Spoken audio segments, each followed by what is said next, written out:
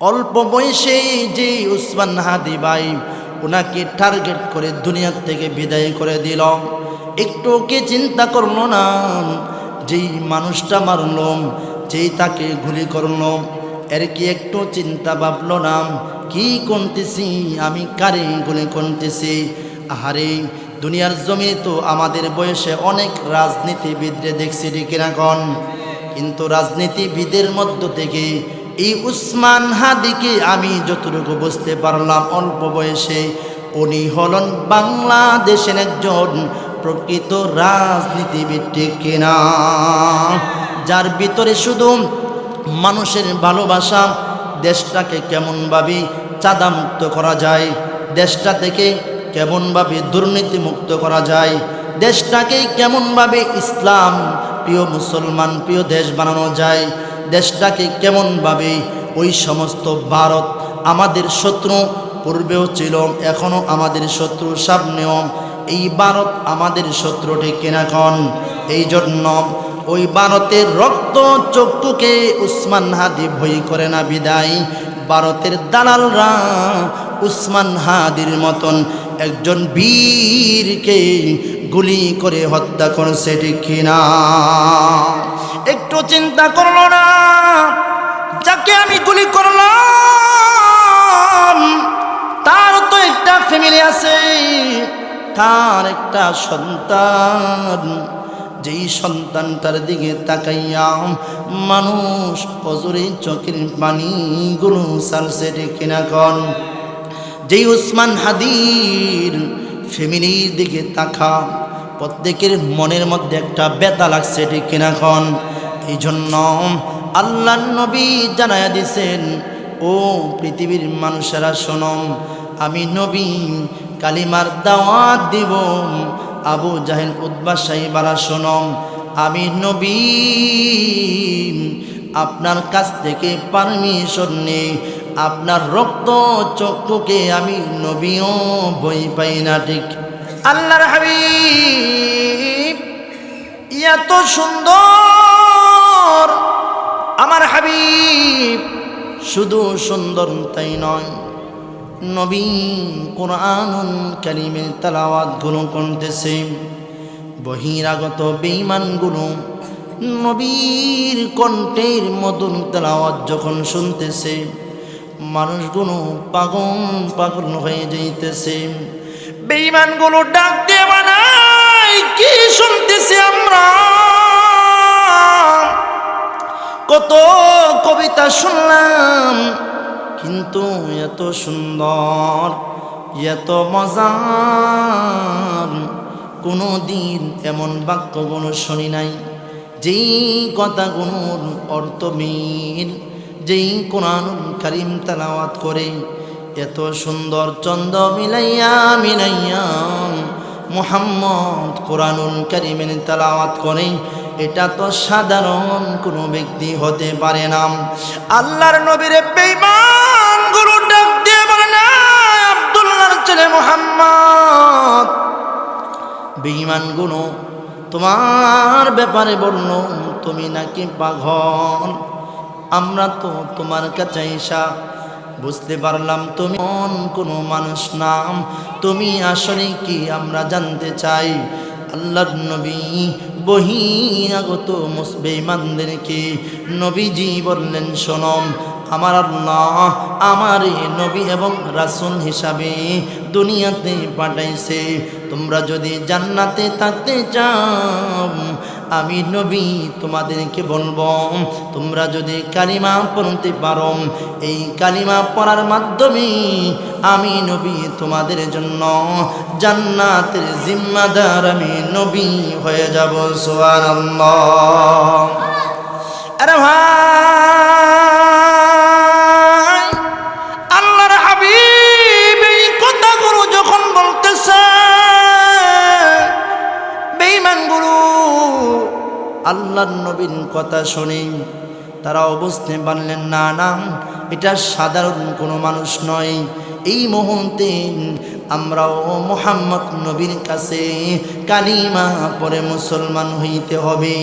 দনে দনে বহির আগত বেঈমানরা নবীর কাছে কালিমা পড়ে মুসলমান হয়ে গেছে সুবহানাল্লাহ।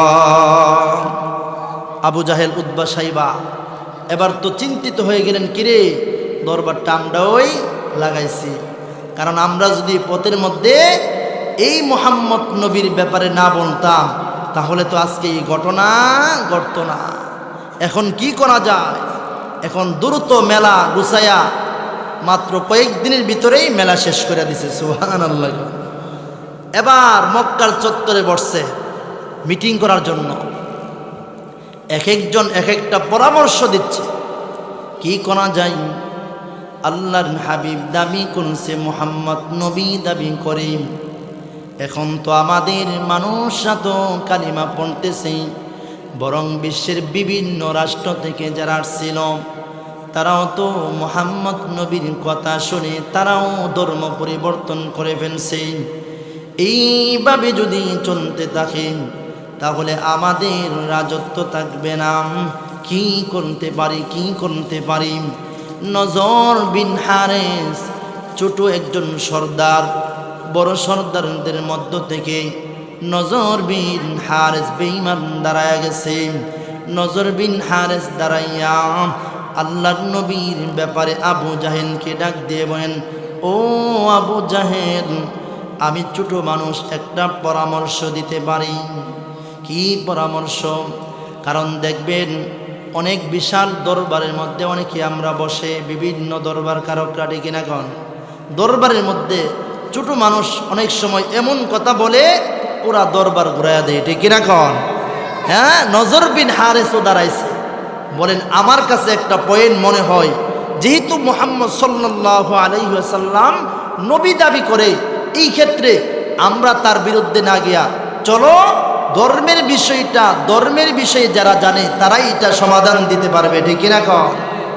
আপনারা যখন বিভিন্ন মাসলায় বিভিন্ন সময় বিভিন্ন মুসিবতে পড়ে যান, তখন এই বিষয়টা জানার জন্য বিভিন্ন মাসলা মাসাইল জানার জন্য মসজিদের ইমাম সাহেব আলেম ওলামাদের কাছে যান, ঠিক না কন?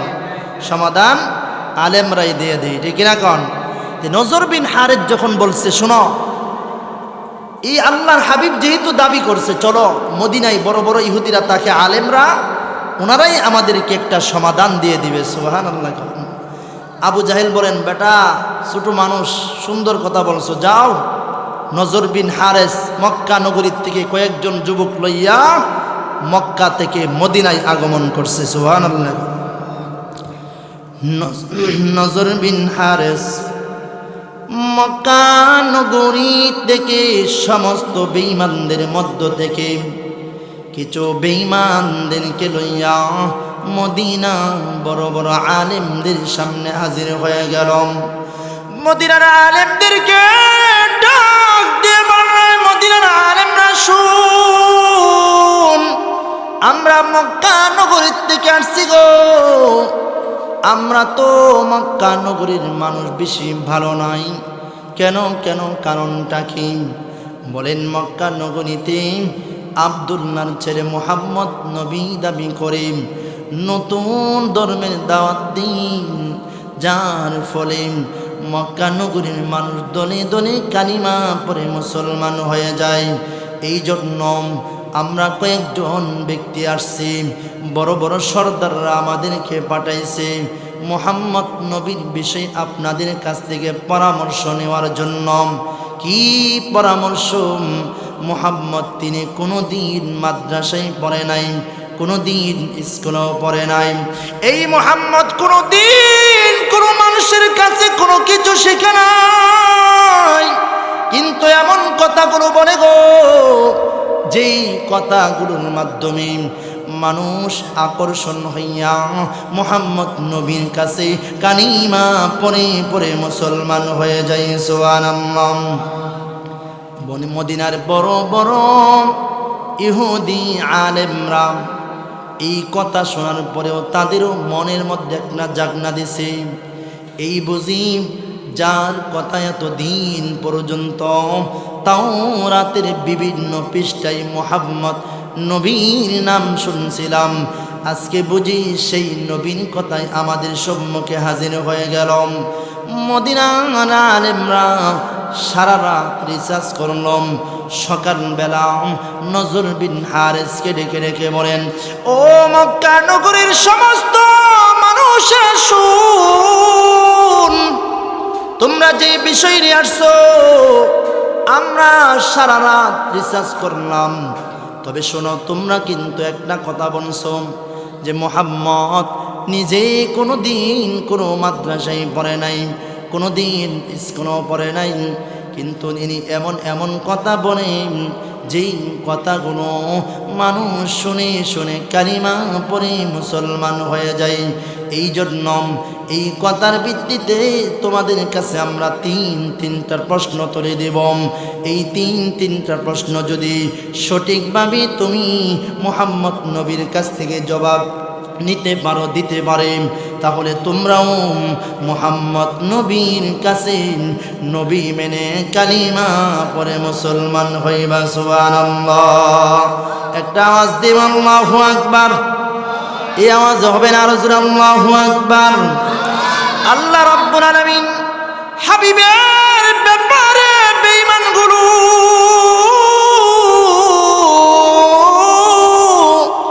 জবাব দিল, শোনো, মুহাম্মদ নবী যদি দাবি করে এই তিনটা প্রশ্ন, মুহাম্মদ যদি আসলেই নবী হয়ে থাকে তাহলে এই প্রশ্নের জবাব দিতে পারবে, আর যদি মিথ্যা মানুষ হয়ে থাকে রে তাহলে কোনো দিন এই প্রশ্নের জবাব নবী মুহাম্মদ দিতে পারবে না।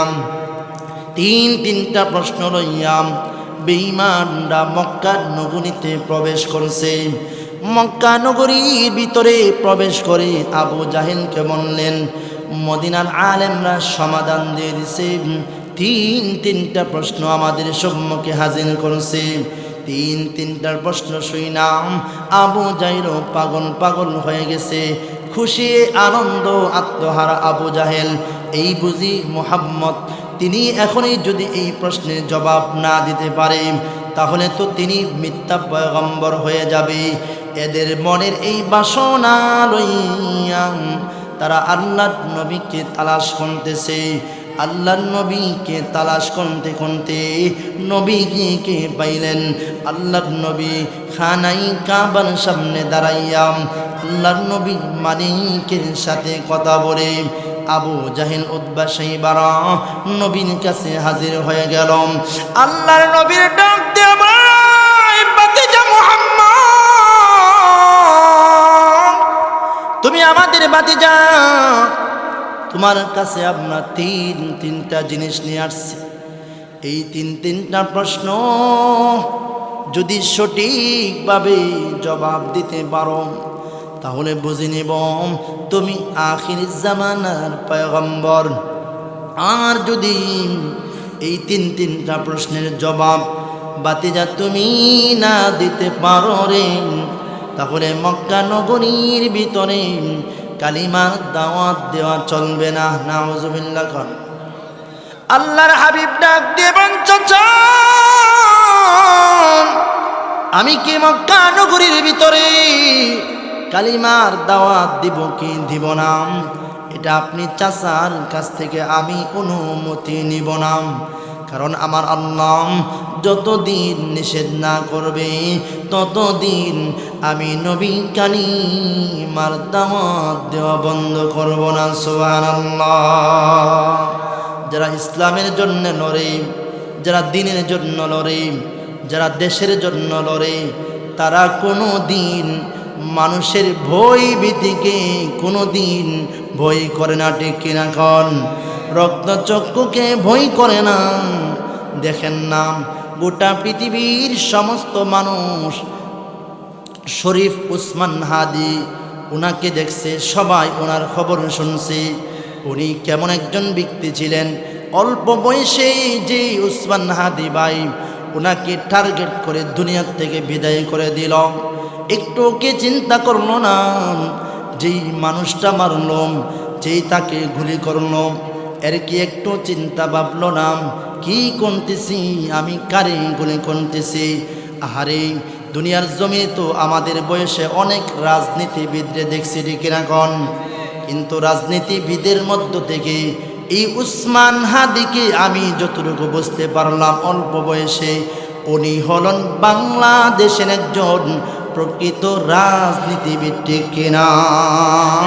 যার ভিতরে শুধু মানুষের ভালোবাসা, দেশটাকে কেমনভাবে চাঁদামুক্ত করা যায়, দেশটা থেকে কেমনভাবে দুর্নীতিমুক্ত করা যায়, দেশটাকে কেমনভাবে ইসলাম প্রিয় মুসলমান প্রিয় দেশ বানানো যায়, দেশটাকে কেমনভাবে ওই সমস্ত ভারত আমাদের শত্রু, পূর্বেও ছিল এখনও আমাদের শত্রু, সামনেও এই ভারত আমাদের শত্রু, ঠিক কিনা কন? এই জন্য ওই ভারতের রক্ত চক্ষুকে উসমান হাদি ভয় করে না বিদায় ভারতের দালালরা উসমান হাদির মতন একজন বীরকে গুলি করে হত্যা করছে, ঠিক কিনা? একটু চিন্তা করলো না, যাকে আমি গুলি করলাম তার তো একটা ফ্যামিলি আছে, তার একটা সন্তান, যেই সন্তানটার দিকে তাকাইয়া মানুষ অজরে চোখের পানিগুলো সালছে, ঠিক কিনা কন? যেই উসমান হাদির ফ্যামিলির দিকে তাকা, প্রত্যেকের মনের মধ্যে একটা ব্যথা লাগছে, ঠিক কিনা কন? এই জন্য আল্লাহর নবী জানায়া দিছেন, ও পৃথিবীর মানুষেরা শোনো, আমি নবী কালিমার দাওয়াত দিব, আবু জাহেল উতবা সাইবারা শোনো, আমি নবী আপনার কাছ থেকে পারমিশন নেই, আপনার রক্ত চক্ষুকে আমি নবীও ভয় পাই না, ঠিক কিনা? আবু জাহেল উতবা সাইবা আল্লাহর হাবিবের ডাক দিয়ে বানবাতি যাও, তাহলে তিনটা প্রশ্ন তোমার কাছে আমরা রাখব। এই তিনটা প্রশ্ন হল, ও বাতি যাও, পৃথিবীর জমিনে এমন একজন ব্যক্তি ছিল, যেই ব্যক্তি যেখানে সূর্য ওঠে আর যেখানে সূর্য ডুবে এই তামাম পৃথিবী কয়েকবার ভ্রমণ করেছে, ওই ব্যক্তির নাম কি, ওই ব্যক্তি কি, ওই ব্যক্তির পরিচয় দিবাম। দ্বিতীয় নম্বর প্রশ্ন হল, কয়েকজন যুবক তারা ইসলামের জন্য, দ্বীনের জন্য ঘরের ভিতরে প্রবেশ করেছিল, তারা কতদিন ওই ঘরের ভিতরে ছিল, তারা কারা, তাদের পরিচয় দিবাম। নবী তিন নম্বর প্রশ্ন হল, রুহু যেই বলো, রুহুটা কি, এই রুহুটার সমাধান দিবাম। তিনটা প্রশ্ন নবীর কাছে সারছে। আল্লাহর নবী ডেকে বলেন, ও চাচা, আপনি তো ভালো করে জানেন আমাকে আল্লাহ যতক্ষণ পর্যন্ত না জানাই ততক্ষণ পর্যন্ত এই প্রশ্নের জবাব আমি নবী দিতে পারি না। এই জন্য চাচা 24 ঘন্টা সময় নিলাম, 24 ঘন্টা পর আমি নবী এই তিনটা প্রশ্ন আপনাদেরকে জবাব দিব। সুবহানাল্লাহ। তিনটা প্রশ্ন নবী 24 ঘন্টা সময় নিলেন, লম্বা সময় নিলেন। ইচ্ছা করলে তো নবী অল্প সময় নিতে পারতো, ঠিক কিনা কন? এখানে আমাদেরকে একটা শিক্ষা দিলেন যে উম্মতরা শোনো, দুনিয়াতে কারোর সাথে যদি লেনদেন করো তাহলে একটু লম্বা সময় নিবা। একজন থেকে টাকা হাওলাত নিবা, 3 দিনে দিতে পারবা, 6 দিন সময় নিবা, কারণ টাইমের ভিতরে দিতেও পারবা, ওনার সাথে সম্পর্ক ভালো থাকবো, ঠিক কিনা কন? আর অল্প সময় নিলে বলেন, ভাই 5,000 টাকা দেন, ঘুরাইয়া দিতেছি, এই কথা কইয়া 5,000 টাকা লয়ে গেছে, বেচারা ঘুরতেছে। 1 মাস গেছে, 2 মাস ঘুরছে, 3 বছর, 4 বছর ঘুরতেছে, আর ঘুরার শেষ না, ঠিক কিনা কন? 4 বছর পরে এরা লাখ পাইছে, ওই কেউ ভাই 5,000 টাকা নিচে দেও না। নেই মিয়া, তুমি কি আমার লাখ লাখ টাকা পাও নাকি? রাস্তাঘাটে যেখানে পাও এখানেই টাকা খুঁজো, যেমন দেখা যায় হেয়ার দ্বারা টাকাটা যেমন বেড়ার না, এই বেড়ার, ঠিক কিনা কন? এই জন্য আলি ঘুরে, আরে ঘোরা। এই জন্য নবীজি শিক্ষা দিলেন, কারো কাছ থেকে কোনো কিছু নিলে একটু লম্বা সময় নিবা, যেন দিতে পারো। এই জন্য আবু জাহেল উতবা সাইবারা নবীর কাছে তিনটা প্রশ্ন করছে জানার জন্য, নাকি এটা নবীজিকে অপমান করার জন্য, ঠিক কিনা কন? অপমান করার জন্য না। পৃথিবীতে যত প্রশ্ন আছে সব প্রশ্ন দুই প্রকার। কয় প্রকার? একটা হলো জানার জন্য, আর একটা হলো বেইজ্জতি করার জন্য, ঠিক কিনা কন? অনেক আছে বৈশা বৈশা আলেমদের সমালোচনা করে, কেমনভাবে আলেমদের সম্মান নষ্ট করা যায় এই বৈশা বৈশা এই কথা বলে, ঠিক কিনা কন? এই জন্য ওইদিকে যাব না। আল্লাহ তাআলার নবীকে তিনটা প্রশ্ন করছে। নবীজি 24 ঘন্টা সময় নিচ্ছে। আল্লাহর নবীর দেওয়া 24 ঘন্টা সময়ের মধ্য থেকে সময় অতিবাহিত হয়। নবীজি আসমানের দিকে তাকায়, জিবরাইল নবীর কাছে কখন আগমন করবে। আরে ভাই, আল্লাহর দেওয়া নবীর দেওয়া 24টা ঘন্টা সময় অতিবাহিত হয়ে যাইতেছে, কিন্তু জিবরাইল নবীর কাছে আসে না।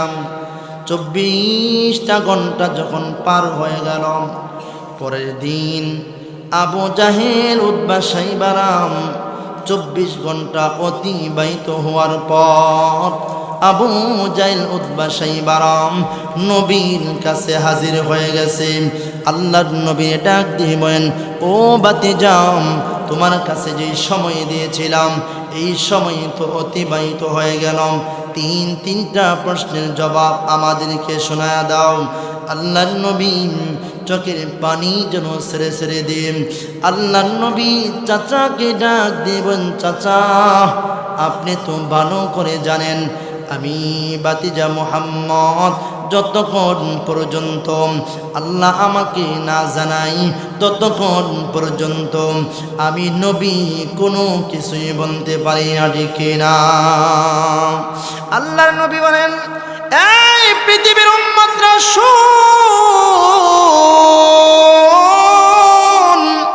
আল্লাহ রাব্বুল আলামিন আমার হাবিব রে যতক্ষণ পর্যন্ত আল্লাহ জিবরাইলের মাধ্যমে না জানায় ততক্ষণ পর্যন্ত নবী কোনো কিছুই বলেন না। এই জন্য মুহাম্মদ হারগিজ না গুফতাম, তা না গুফতা জিবরাইল, জিবরাইল হারগিজ না গুফতাম, তা না গুফতা রব্বুল জালিল। জিবরাইল বলেন, এই পৃথিবীর উম্মতরা শুন, আল্লাহ রাব্বুল আলামিন যতক্ষণ পর্যন্ত আমাকে না জানাই ততক্ষণ পর্যন্ত আমি কোনো কিছু বলি না। আর আল্লাহর নবী বলেন, জিবরাইল যতক্ষণ পর্যন্ত আমাকে না জানাই আমি ততক্ষণ পর্যন্ত কোনো কিছুই বলি না। এই জন্য পৃথিবীর উম্মতরা শোনো, আল্লাহর নবী আবু জাহেলকে জবাব দিলেন, চাচা গো, আল্লাহ রাব্বুল আলামিন যখন আমাকে জানাইবে তখনই আমি এই প্রশ্নের জবাবগুলো দিয়ে দিব। এই কথা বলতে দেরি হয়েছে। আবু জাহেল উতবা সাইবারাম মক্কা নগরীর ভিতরে এলান করে দিছে, শোনো মুহাম্মদ তো পয়গম্বর না, মুহাম্মদ মিথ্যা নবী। জোরে কন নাউযুবিল্লাহ। আরে ভাই, হাবিবের ব্যাপারে বেঈমানগুলো গোটা মক্কা নগরীর ভিতরে এলান করে দিছে, শোনো না মুহাম্মদ তিনি তো নবী দাবি করেন, আসলেই তিনি নবী নাম। কারণ আমরা তিনটা বিষয় জানার জন্য ওনার কাছে গিয়েছিলাম, কিন্তু আমাদের সঠিক জবাব দিতে পারে না। এই জন্য তোমরা আর নবী মুহাম্মদের কাছে যাইবা না। এইভাবেই মক্কা নগরীর ভিতরে এলান হয়ে গেছে। কিছুদিন চলে গেল, নবী আবার ঘর থেকে বাইর হই না। মক্কা নগরীর বেঈমানদের মুখে মুখে আল্লাহর নবীর ব্যাপারে কথা উঠে গেছে। আল্লাহর নবীর বিরহ ব্যথাটা এত বাড়ি হইতেছে, একদিন দুই দিন নয়, নবী 14টা দিন অতিবাহিত হয়ে গেল। জিবরাইল নবীর কাছে আগমন করে না। আল্লাহর নবীর কাছে 14 দিনের মাথায় উম্মে জামিল নবীর কাছে আইসা বলেন, ও বাতিজা মুহাম্মদ, তুমি তো নবী দাবি করো, অথচ তোমার আল্লাহ তোমার প্রতি অসন্তুষ্ট হয়ে গেছে। নাউজুবিল্লাহ। তোমার আল্লাহ তোমারে ভুলে গেছে। তোমার মধ্যে যে একজন জিবরাইল শয়তান আসত, উনিও আসে না। এই জন্য তোমার আল্লাহ তোমারই ভুলে গেছে। এই কথা বলে বলে মক্কা নগরীর মানুষগুলোর কাছে উম্মে জামিল ওই কথাগুলো বলতেছে। মুহাম্মাদের আল্লাহ মুহাম্মাদের প্রতি অসন্তুষ্ট হয়ে গেছে। নাউজুবিল্লাহ। আল্লাহ নারাজ হয়ে গেছে। এটা যে যদিও দেখা যায় স্বামীকে একটা শব্দ ব্যবহার করলাম, কিন্তু না, এটার যে মূল গেলে যে আল্লাহ নবীকে ত্যাগ করছে, নবীর সাথে সম্পর্ক বিচ্ছিন্ন করে ফেলছে, এই জন্য এই কথাটা নবীর বড় দিলের মধ্যে লাগছে। ঠিক কিনা কন? যারা প্রেম করে প্রেমিকার সাথে কথা বলতে বলতে এক পর্যায়ে যখন হঠাৎ করে প্রেমিকা বন্ধ করে দেয় ফোনটা, তখন হের কলিজা আর কলিজা থাকে না। ঠিক কিনা কন? হ্যাঁ, একেবারেই ওই মেয়ের জন্য পাগল হয়ে যায়। আর যেই মাত্র বিয়ে হয়ে জায়গা, তখন তো অনেক সময় অনেক টানে ফাঁসি লাগা। ঠিক কিনা কন? এটা হলো সম্পর্ক, এটা হলো একটা মহব্বত। ঠিক কিনা কন? আল্লাহর নবীকে বলতেছেন যে মুহাম্মদ সাল্লাল্লাহু আলাইহি ওয়াসাল্লামের আল্লাহ মুহাম্মদরে ভুলে গেছে, ত্যাগ করছে। নাউজুবিল্লাহ। এই কথা না বলার পরে নবীর বিরহ ব্যথাটা এত লাগছে, নবী সহ্য করতে পারে না। আল্লাহর হাবিব চোখের পানি গুলো ছেড়ে দি, নবী আমার চোখের পানি গুলো ছেড়ে দি, আমার নবী সেজদায় পড়ে গেলাম। আমার আল্লাহ রব্বুল আলামিনের নবী যখন সেজদায় পড়ে চোখের পানিগুলো ছেড়ে দিয়ে কান্না শুরু করলাম। আরে মালিক, আপনি কি আমাকে ভুলে গেলেন নাকি? এই কথাগুলো আমার নবী চোখের পানি ছেড়ে দিয়ে সেজদায় নবী কান্না করতেছে। আমার আল্লাহ নবীর এই অবস্থা দেখে আমার আল্লাহ জিবরাইল ডাক দিয়ে বলেন, আই জিবরাইল, আর দেরি করা যাবে না, এই মুহূর্তে যাও। আমার বন্ধুর কান্না আমি আল্লাহ সহ্য করতে পারি না। ও জিবরাইল, যাও বন্ধুর কাছে চলে যাও। মুহূর্তের জন্য আর জিবরাইলও দেরি করে নাই। জিবরাইল আল্লাহর হাবিবের দরবারে চলে আসছে। নবীর দরবারে জিবরাইল আয়েশা নবীকে সালাম দিলেন। নবী জিবরাইলের দিকে তাকাই নাম। আল্লাহ নবী জিবরাইলের দিকে অভিমান করে নবীজিও বলতেছেন, জিবরাইল, এতদিন পরে বুঝে আসার সময় হইল। আল্লাহর হাবিব ডাক দেওয়ান, জিবরাইল, মক্কার বেঈমানগুলো ভিন্ন ভিন্ন কথা বলতেছে, তুমি আসো না। জিবরাইল, আমার আল্লাহ আমাকে কি ভুলে গেল নাকি? আমার আল্লাহ রব্বুল আলামিনের কাছে, জিবরাইল, আপনি চিন্তা করবেন না, এই মুহূর্তে আমার আল্লাহ আপনার কাছে এমন একটি সূরা নাজিল করে আল্লাহ বেঈমানদের সহ আপনাদেরকেও জবাব দিয়ে দিলেন। নবী গো, আপনার সমস্ত উম্মতদের জন্য আল্লাহ সুসংবাদ দিয়ে দিলেন। আপনি নবীর ব্যাপারে আল্লাহ একটা সূরা নাজিল করে দিছে। নবী গো, তবে সূরার ভিতরে ঢোকার আগে আল্লাহ কেন আপনার প্রতি এতদিন পর্যন্ত আমাকে আসা বন্ধ রাখছে গো নবী? এর এক নাম্বার কারণ হলো, আল্লাহ ডাক দিয়ে বলেন, নবী গো, আমি আল্লাহ এই জন্য আপনাকে জিবরাইলকে আসা বন্ধ রাখছি। কারণ কি জানেননি নবী? আপনার উপরে যদি বারবার কুরআনুল কারীমের আয়াত নাজিল করি, আপনার উপরে যদি ওহী নাজিল করি, এই ওহীটা এত ভারী নবী গো, আপনি অসুস্থ হয়ে যাবেন, আপনি সহ্য করতে পারবেন না। এই জন্য আমি আল্লাহ আপনাকে রেস্টে রাখার জন্য আমি আল্লাহ এতদিন পর্যন্ত জিবরাইলকে আপনার কাছে পাঠাই নাই। নবী গো, দ্বিতীয় নম্বর কারণ হলো, নবী, আপনি যখন আবু জাহেল উতবা সাইবাদেরকে আপনি সময় দিয়েছিলেন গো পয়গম্বর, তখন আপনি ইনশাআল্লাহ বলতে ভুলে গিয়েছিলেন।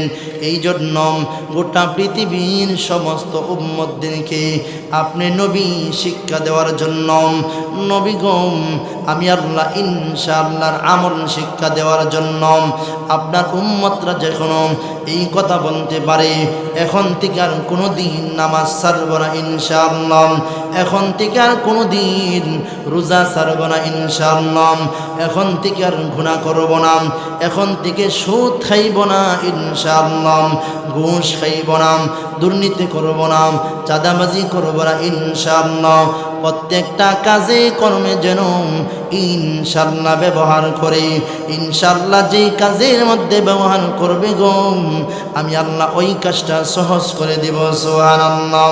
আল্লাহ তাআলা এই কথাগুলো নবীর জানা দিয়ে নবীর ডাক দিয়ে বলেন, নবী গো এই মুহূর্তে আমার আল্লাহ আপনার উপরে যে একটা সূরা নাজিল করছে, নবী গো বেঈমান আপনাকে ভিন্ন ভিন্ন কথা বলছে, নবী আমি আল্লাহ এই মুহূর্তে বেঈমানদেরকে জবাব দিলাম। আল্লাহ তখনই সূরাতুদ দুহা নাজিল করে জিবরাইলকে জানা দিলেন, জিবরাইল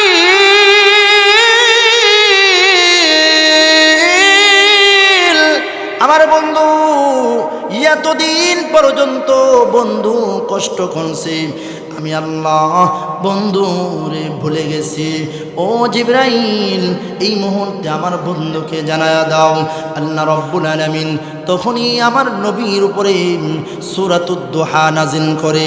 আল্লাহ ডাক দিয়ে বলেন, ওয়াদ-দুহা ওয়াল-লাইলি ইযা সাজা মা ওয়াদ্দাআকা রাব্বুকা ওয়া মা ক্বালা।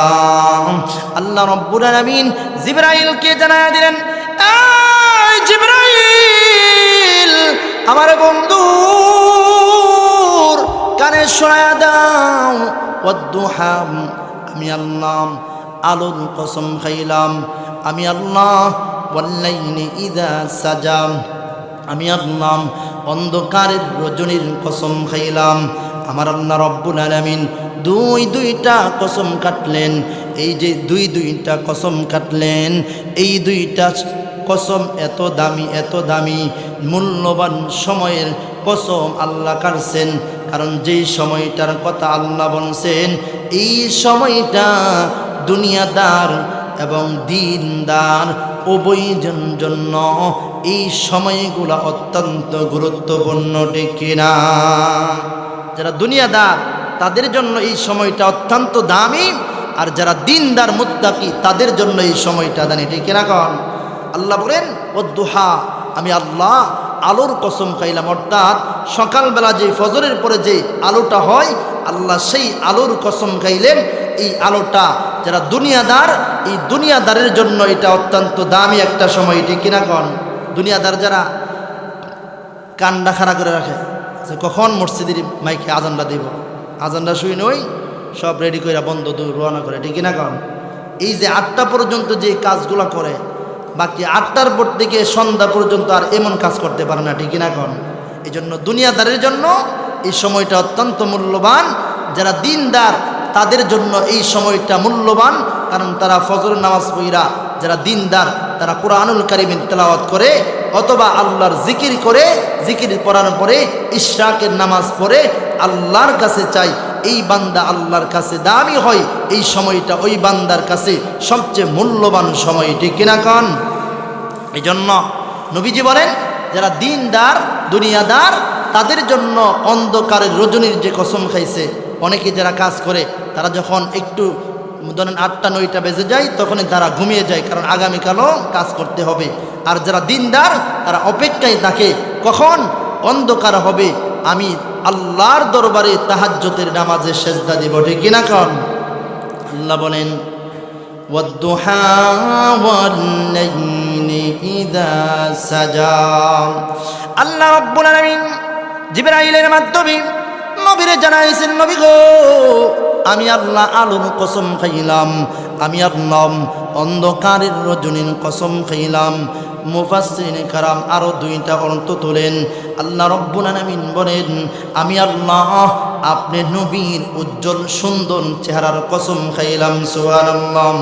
আমার আল্লাহ বলেন, ওয়াল্লাইলি ইযা সাজা, নবী গো আপনার সুন্দর কালো চুলের কসম খাইলাম।